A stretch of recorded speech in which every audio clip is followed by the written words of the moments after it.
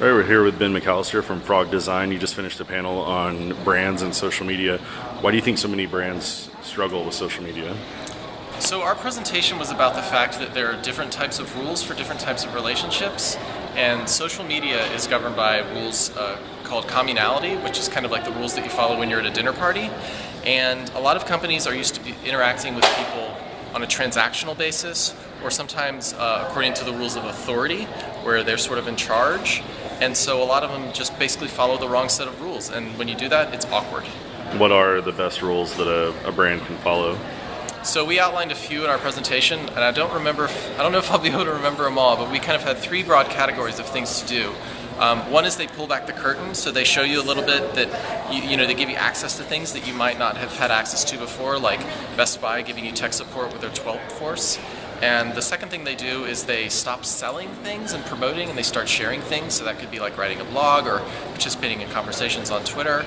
And then the last thing they do is stop talking. They stop talking and start listening. And we think that that's really one of the biggest opportunities in this space that's really easy to do. And you say listening in terms of actually making long-term changes, not short-term solutions to problems. Right, so one thing is to listen to what people are saying and then give them a little response on Twitter. But another level would be to take what people are saying, synthesize that information in some ways, and then make a change to your product or service based on that insight. And you mentioned Best Buy. What are some other brands that get it? We think Southwest Airlines does a great job of at least responding to people in the moment.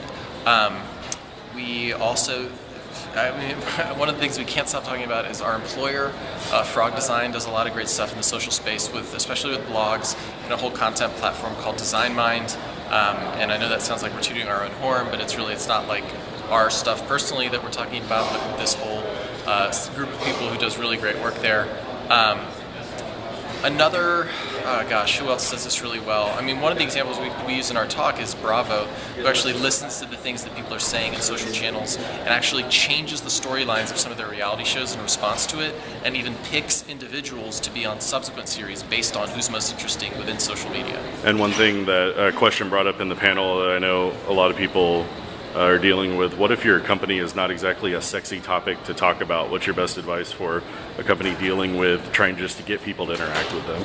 I would think that even in the confines of industries that aren't like sexy or exciting, there's probably interesting points of view that people within the company have. And I would say find those people who have points of view, who have things to say, and let them participate in conversations, whether that means writing a blog or just talking to people on Twitter and Facebook.